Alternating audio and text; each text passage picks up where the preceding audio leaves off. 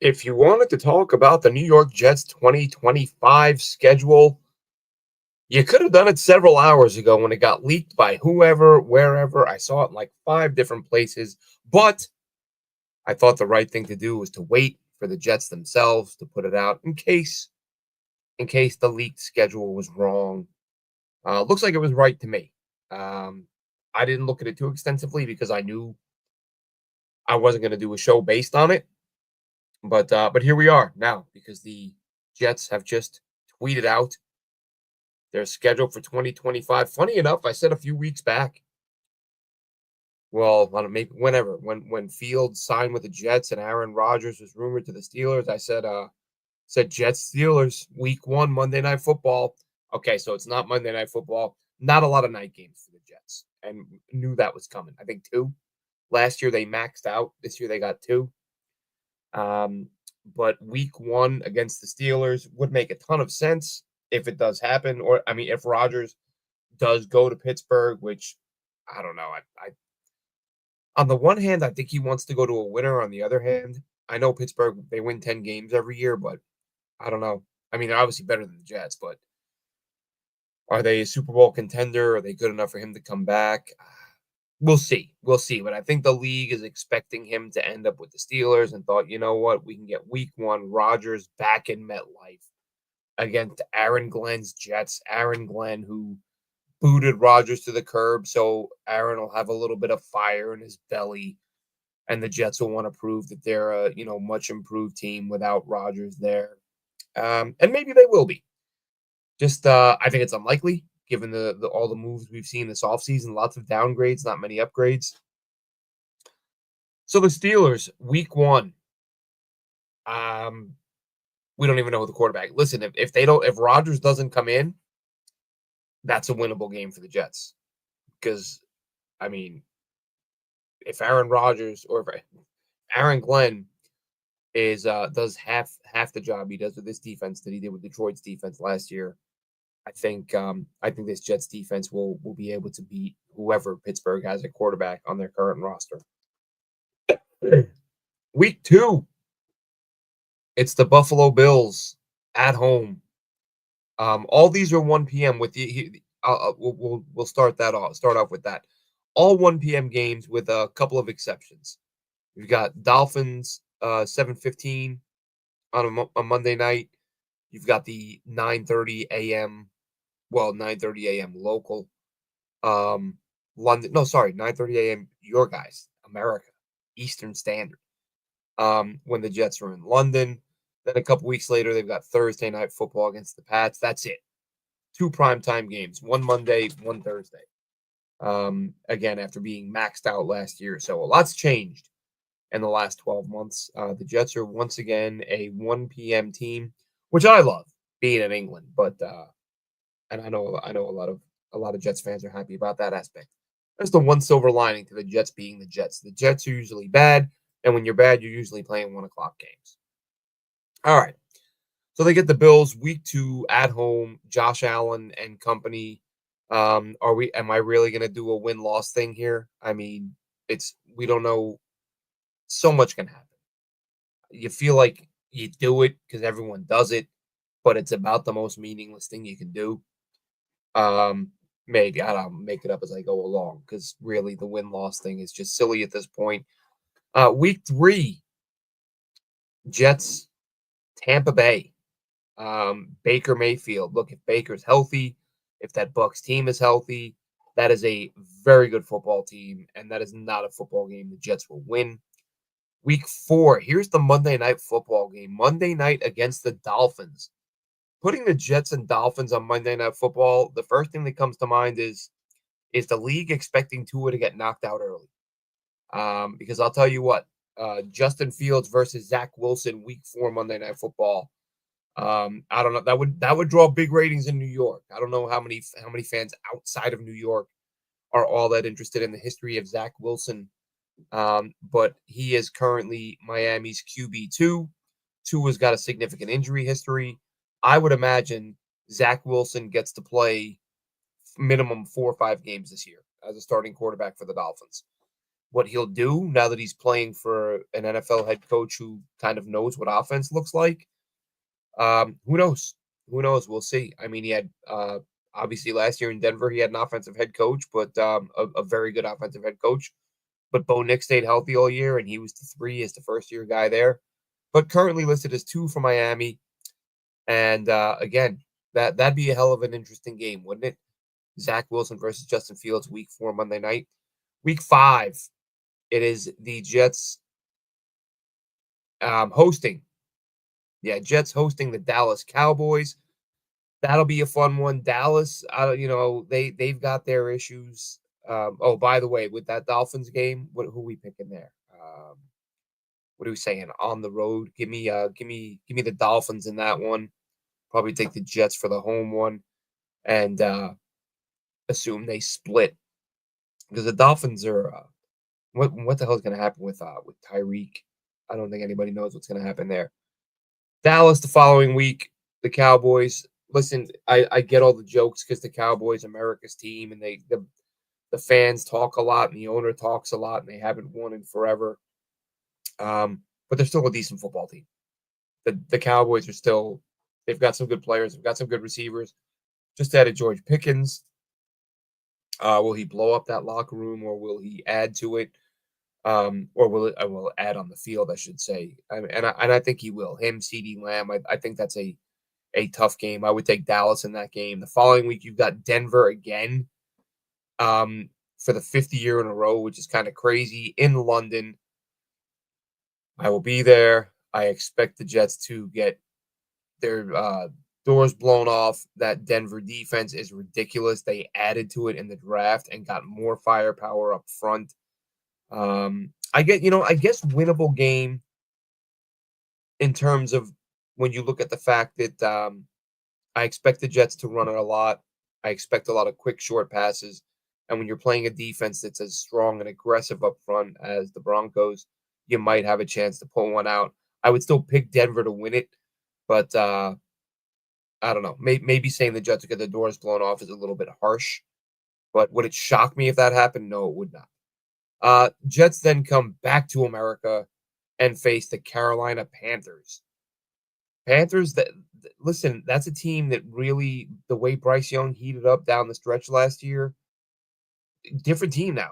Different team. Like they might be a much better club all around than they have been, in recent years. I'm not going to sit here and predict great things for them.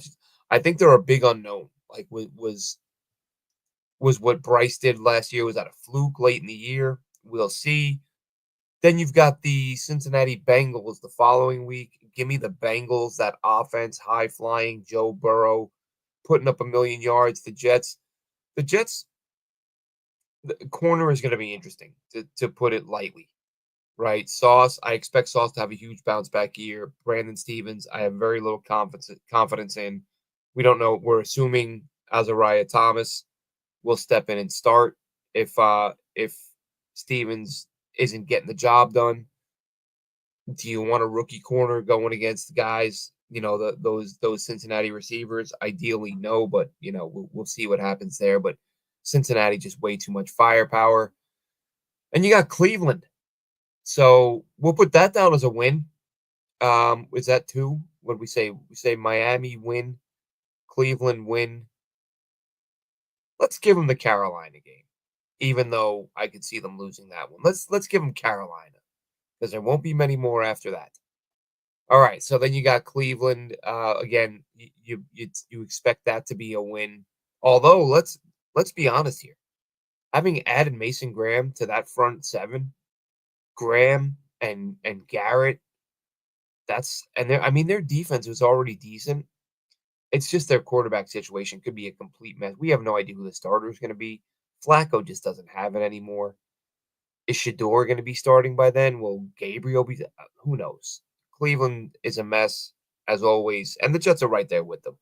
Don't take it personally, Cleveland fans. I always feel like the Jets and Browns are sort of, the doormat of the league and have been for quite some time. After that, you're facing the Patriots for the first time. Drake May, I think, is going to be an elite quarterback, and I think by that point in the season he'll be rolling. I don't think New England's going to be great by any stretch, but I think they win that game. That's a prime time Thursday night game. Then you have Baltimore. Do we even need to talk about that? Lamar Jackson, the Ravens, perennial 10, 11, 12 win team. Play and that one's on the road, I believe. So that's I'm picking the Ravens in that one. Then you have the Falcons the following week, and Michael Penix. I mean, that team has so much on offense. They have so much firepower. It's kind of ridiculous. They beefed up the pass rush this year. The pass rushers, I mean, there are some questions there. James Pierce is the guy who coming into the draft process was sort of viewed as a lock to be a top 10 guy. He ends up going later than that, later in the round, supposedly some character concerns. But Atlanta, that one's what, November 30th. Penix is such an unknown. It's a home game. I'll we'll say the we'll say the Jets pull that one off. Maybe. I'm thinking about that running game now with Bijan and the Jets not having any run stoppers at DT. Those light line. I think the Jets are going to get run on all year. I'm going to flip that. I'm going with Atlanta on that one. I think they're going to pound it. Then they have Miami December 7th. I'm going to take the Jets there. I took Miami in the first matchup. I'll take the Jets in the second one. After that, it's Jacksonville. Well, actually, okay. So this could be um, the Jets' best shot at back-to-back wins, but both on the road, so maybe not. You got Jacksonville December 14th, and then New Orleans December 21st. I'll take the Jags on the 14th, the Saints and the Jets on the 21st against the Saints. We have no idea who that quarterback is going to be. Then they have New England in the second to last game of the season at home. Again, I'm taking the Pats. You know what? Let's listen. I like Drake May, but the Pats aren't that good. We'll say they split with the Pats, split with the Dolphins. And then Buffalo, I have Buffalo winning I would take Buffalo to win the final game of the season unless Buffalo has run away with the division by then and they are playing their backups, in which case the Jets have a shot. So where does that put us, folks? Where does that put what are we doing? It's very loose, have a little bit of fun. Um, you know, this could all change dramatically. I got them splitting with the Dolphins, splitting with the Bills. That's 2 wins. Gave them the Carolina game. That's 3 wins. The Atlanta game, I flip-flopped. I'm not so sure there. 3. Give them the Saints game. That's 4. I think they will win one of. I'm not going to say they lose to the Jags and the Falcons. So that puts us at 5. 5 wins, 5-12. As of what is today? What's today's date? May something. I reserve the right to change my opinions here. May 15th. As of May 15th. I got the Jets going 5-12. I think 4-13 is a possibility. Fans won't like that. That's fine. I'm not here to say what people want to hear. This is a team that was very bad last year, and they downgraded in a lot of spots. Tons of question marks. Let's talk about Morstead again real quick. People were like, "Why are we talking about this in May?" Like people responded to me on Twitter, and I saw other tweets from other people. It's May, and we're talking about the punter. That's because that's when he got released. It's currently May, and he was released in May. We could talk about the season again if you want. We could talk about Aaron Rodgers and the crazy pick sixes against the Vikings and the Seahawks. We could. I don't know why we would, but I guess we can talk about Aaron Rodgers' final season, with the Jets. We could talk about the Robert Saleh firing in May. It being May now, not that it happened then. We could talk about the Rodgers Achilles injury from opening day a couple years. We can talk about anything. I prefer to talk about what's happening now and what may happen in the future. So the reason people were talking about the punter in May is because that's when the punter got cut. I can't believe we're talking about this. Yeah, who sits around and tries to create content and talks about current events? So that's the one part is duh. Like, why are we talking about this? Because it happened. The other thing, oh, it's not a bad move. And listen, it may not at the end of the day prove to be a bad move. I'm not saying moving on from Thomas Morstead is like the worst thing in the world. I'm just saying, why not let one of these kids compete with the veteran? Um, why you now? I mean, it's almost like Aaron Glenn just doesn't want experienced guys. Like, you dumped Rogers and told him, I don't want guys looking at you when I'm talking. You're dumping Morstead, bringing in a couple of rookies who will be working with a rookie special teams coach and a rookie offensive coordinator on the staff and a rookie O line coach who used to be a tight end coach and a rookie tight end coach who used to be an O line coach. It's so many things that have to go right for this team to get their act together. I just don't see it happening in year one. But I do have a lot of faith in Aaron Glenn. I think in the long term, um, they'll be better. Better is a low bar right now. So what better means? But where I'm really excited to see how much better the Jets get as a whole. I mentioned the corners. I mentioned Stevens and Thomas, but I was gonna do this last night, but I thought, oh, we're gonna do a schedule show tomorrow. Let's just touch on it tomorrow. Um, I feel like the corner position under Aaron Glenn has gotten super interesting because you draft Thomas, you sign Stevens, you have Sauce. But even behind those guys, if Aaron Glenn can sort of, work his magic as a defensive minded guy who was a former corner, there are some corners on this roster with some pretty good potential, right? Jarek Bernard Converse played really well at LSU, liked his game at K State, has played a little bit of safety as a Jet, played corner, and I think he's solidified there now. Quantez Stiggers, we all know his story. Guy comes from out of nowhere, goes to the CFL, year one wins Defensive Player of the Year, which CFL, NFL, I don't care any pro league at that level. You come in inexperienced and win Rookie of the Year, like that's eye opening. That's like, oh wow, this guy might really be something. You got Stiggers, you got Bernard Converse, of course, you've got the undrafted guys who they brought in. You bring in Ryan Clark's kid.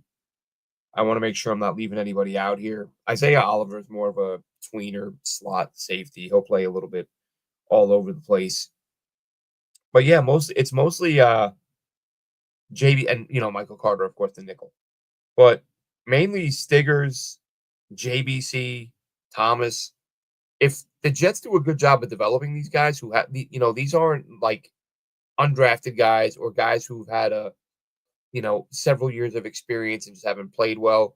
These are young, moldable guys who don't have a lot of pro experience, who are still at a point in their careers where they can be getting coached up to bring their game to another level. I don't care what anybody says. And listen, you know, say what you will about preseason. Um, but I feel like looking at a guy from one preseason to the next, if you see improvement, like that's something. It's not nothing, right? I remember when CJ Mosley got hurt and people were tweeting out, "Oh God, oh no, what now?" And I kind of said, "Sherwood's ready. Jamie and Sherwood's ready. I'm not worried."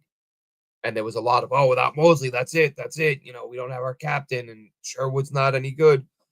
And I'm thinking, from what I've seen from the guy, a couple preseasons in a row, I felt like he was ready, and he was. And then I look at a guy like JBC, who this past preseason to me was the most improved guy on the roster.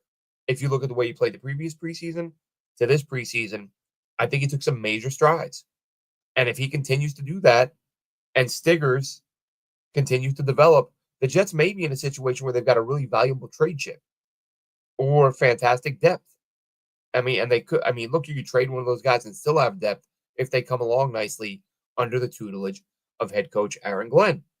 So we'll see how Aaron Glenn does with those guys. We'll see if they get their act together, if they get developed to the point where they're reliable corners, have value as players, have value as trade chips, whatever it may be, um, as they journey through the season. On the schedule we just covered, as I said, 4 or 5 wins. That's how I feel today. Look, if a one or two run stuffing DTs hit the market and the Jets pick them up, that changes things a little bit. Um, I think that's going to be their Achilles heel this year. I don't think they're going to be able to stop the run, but a couple of big bodies who have proven they can do it. You add a couple of guys, and that changes everything. But as of right now, today, as currently constructed, only caveat though, and I've said this before, the coaching should be better. If the coaching is better, maybe you get to 7, 8 wins. But until we know they're better, I'm going to say 5. 5 wins as of now. That'll do it for this one, Jets fans. Have a good